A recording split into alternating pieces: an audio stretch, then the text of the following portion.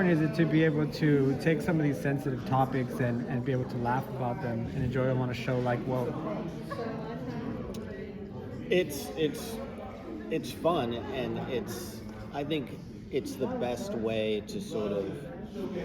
It's kind of like making medicine go down. Yeah. You got to sweeten it up with some humor, and it's something I've always done with my comics. So to be able to sort of do a version of that in a TV show is it's wonderful to do because there's a much bigger audience. But I do think that's important that he's for so long Keith's been drawing comics that are exploring these issues and these ideas through a comedic lens, and the show really reflects that spirit, and I think does just bring it to a larger audience. I mean, what does it say about our world that cartoonists don't reach as many people as television?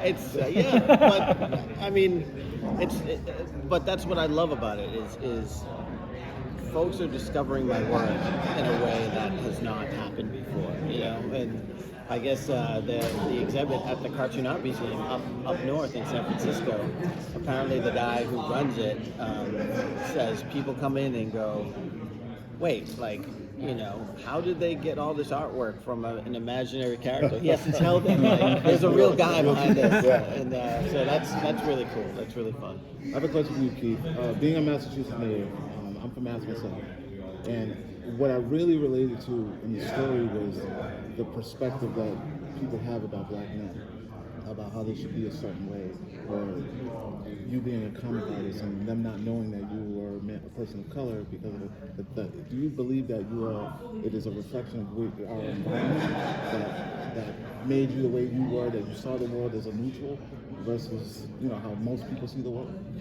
It's interesting because being a fellow masshole, it's a very unique perspective, and a unique, because whenever I meet someone from outside of the area, they're like, oh, how's that? Like, black in Boston, how is that? But it's just, what I think we do in the show is we take all the different microaggressions we've gotten in our lives and sort of put them in scenes and just sort of this is our experience, which is media gives a certain perspective of what black men are, and in real life we every day we break those ideas.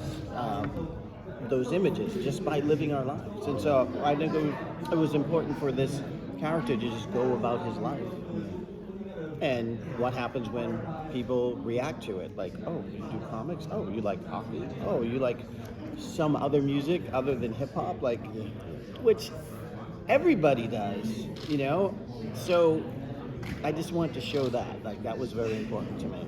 I really appreciate that because I really connected with that character. Cool.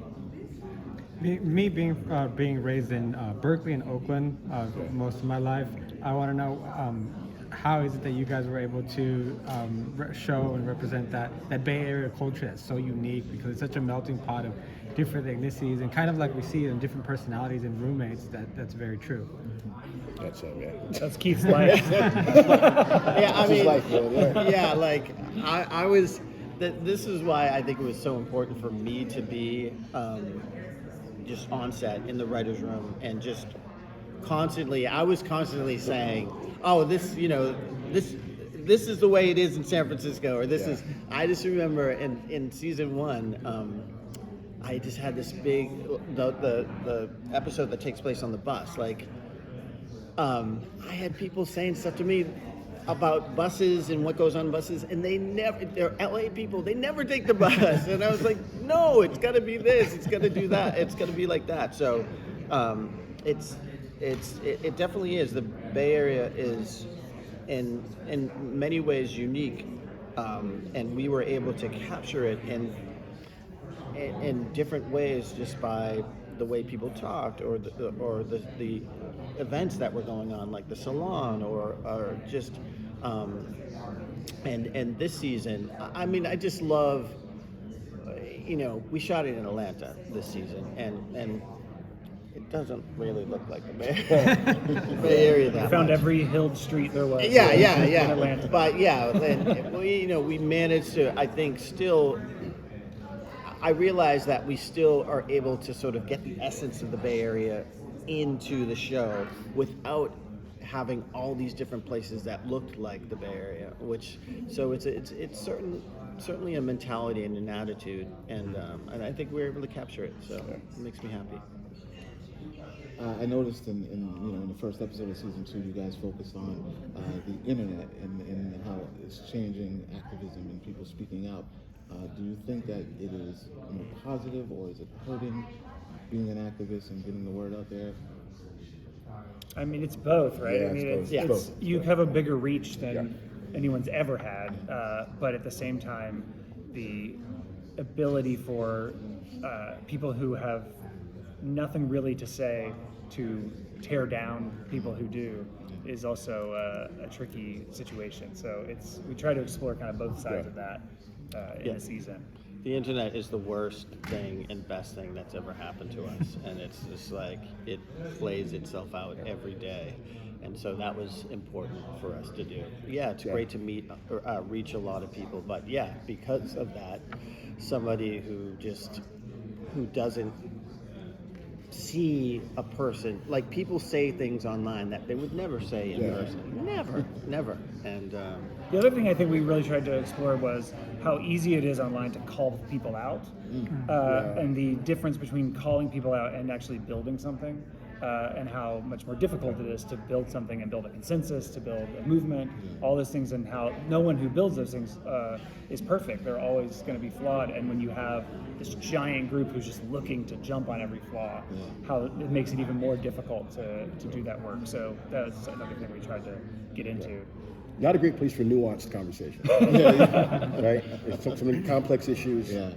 Internet is sort of shits on that, right? And everybody has an issue with something. Yes. You know? Yeah. And I thought it was funny with the Amazon joke. Yeah. That was funny. So we got to know Keef, Gunther, and Clovis pretty well in season 1. What ways are you guys going to display growth in season 2? Well, I think each character sort of grapples with. What's nice is we've expanded it so it's out of Keef's head and it's more into the relationship between the different roommates and their relationship to the culture as a whole. So, Clovis addresses sort of his idea of what a ladies' man is. That gets thrown, a curveball. Yeah. And Gunther is trying to figure out how to be an ally, like what is his role. And Ayanna is dealing with issues that plague a lot of the people in the Bay Area, with issues of I don't want to give anything away. So. But I think we could say we explore like issues of poverty and issues of one of the things that I really loved that we explored this season was if you are an activist, do you have to suffer for that? Or is that a requirement to be part of the movement? And if you're not suffering, are you doing everything you can do? And that, I don't know the answer to that question. And so we tried to give a lot of sides of it. Yeah, it's like,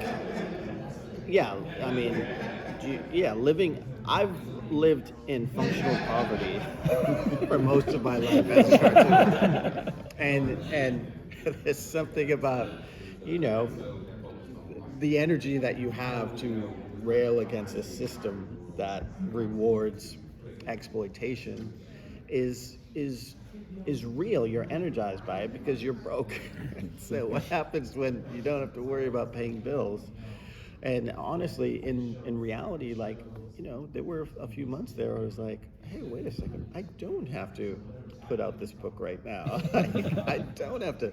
And so it took me a while to sort of get used to that idea. And then but then I found myself doing stuff I wanted to do, which, one of the new things I did was this thing called the Black Mugshot Project, where I took took pictures of black people with mugs, of any type of mugs, but also non-black people with black mugs, and then started doing #black mugshot everywhere to see if we could change the algorithm of like the proliferation of black mugshots. It took a month and a half for my picture to end up on the front page of Google's image search, but it calls attention to mugshots and how damaging they are to society, and that's just to me is like a real life manifestation of what we can do with media, with ideas that we have, with the internet, and just so you know that I'm not just sitting in my pool. Still out there. Still doing his part, man. Still out there working. Awesome. Thank you, guys.